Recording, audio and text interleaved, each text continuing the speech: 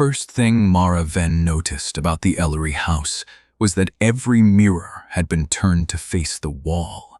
Not covered, not broken, turned.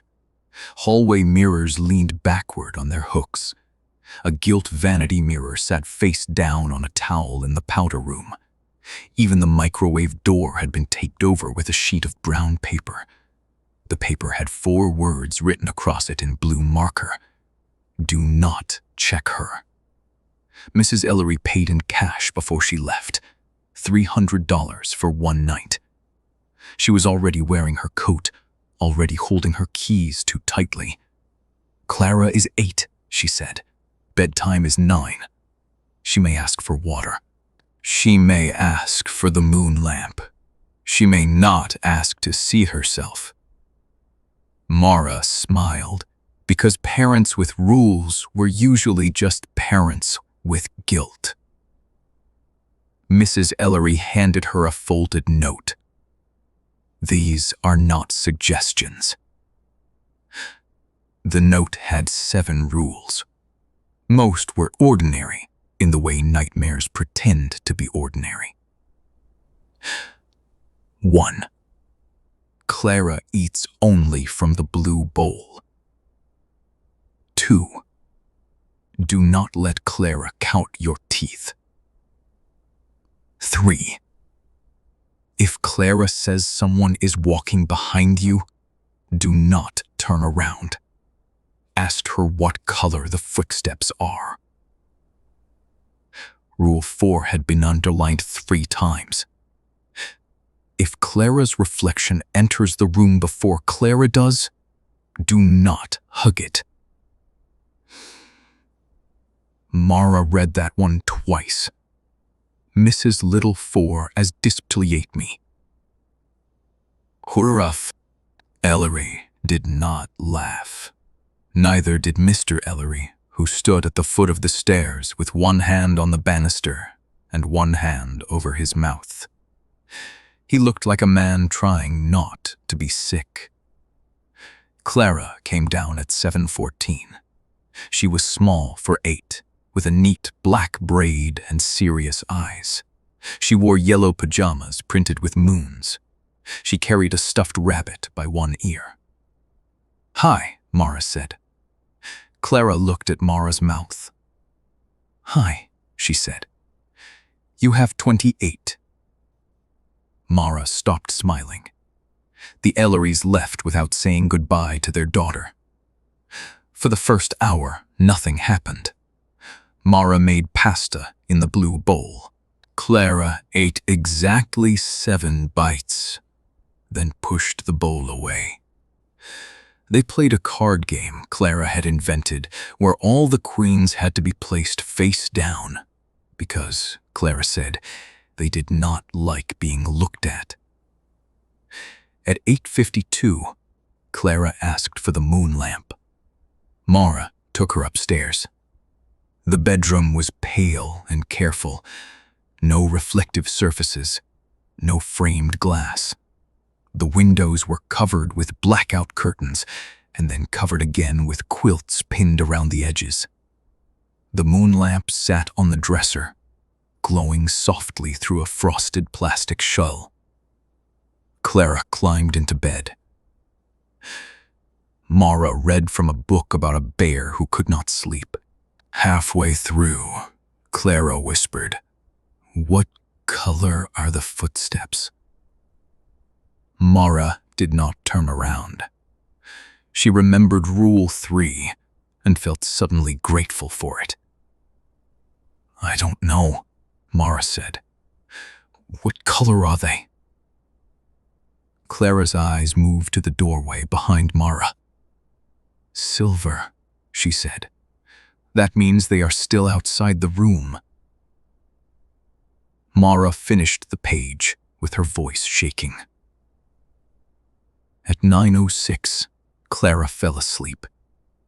At 9:11, someone knocked on the bedroom door from inside the hallway. 3 soft taps. Mara opened it because she was still thinking like a babysitter. The hallway was empty. Downstairs, the television murmured to itself in the den. Then, she heard Clara laughing in the kitchen. Mara turned back to the bed. Clara was still asleep. The laugh came again, small and bright, from below. Mara walked to the top of the stairs. In the dark window over the landing, the brown paper had peeled away from one corner. The exposed glass caught a thin reflection of the kitchen. A girl in yellow pajamas stood at the refrigerator. She held the blue bowl. Mara's first thought was that Clara had sleepwalked. Her second thought was that the shape in the reflection was facing the wrong direction.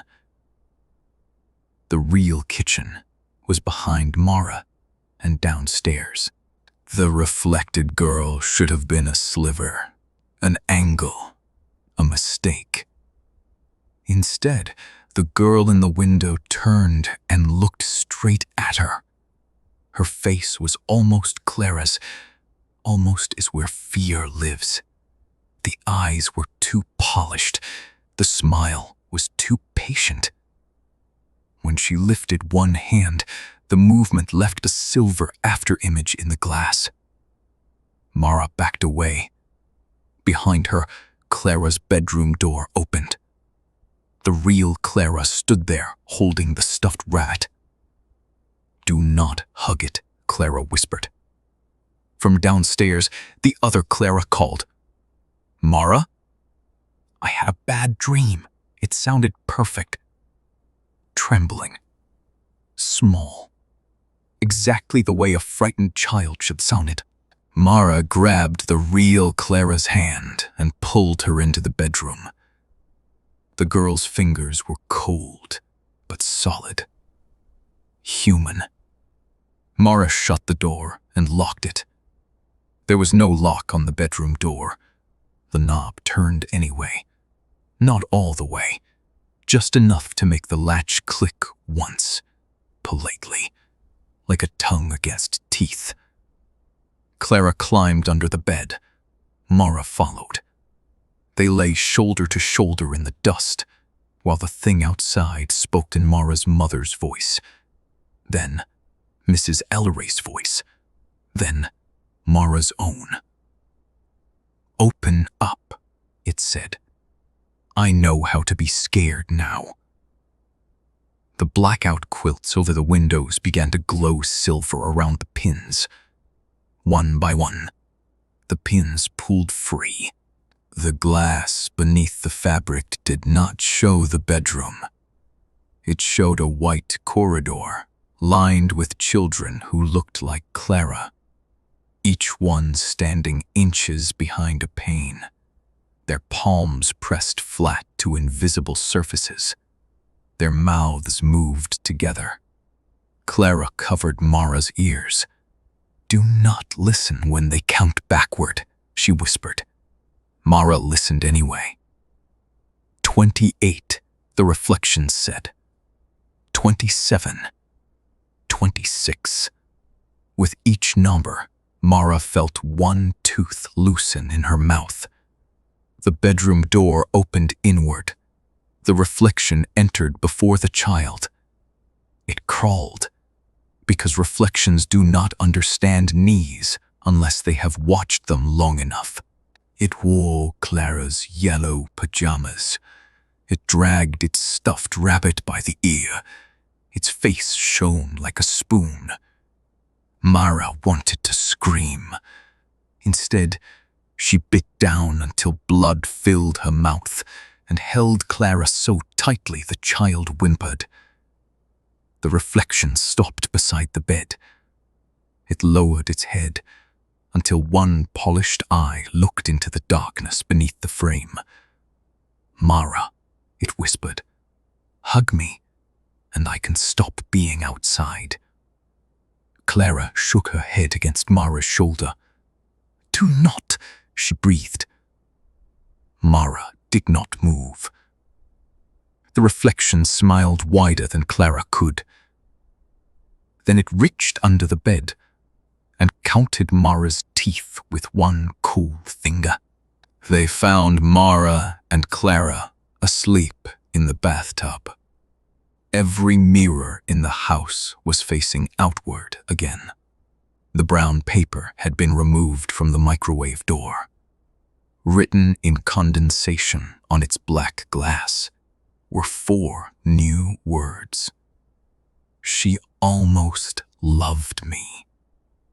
Mara never babysat again. 3 weeks later, she received an envelope with no return address. Inside was the original rule sheet and a Polaroid of herself standing in the Ellery kitchen. She had no memory of the photograph being taken. In the picture, Mara was hugging Clara. Behind them, in the reflection on the microwave door, the real Clara stood alone in the dark, holding up 4 fingers.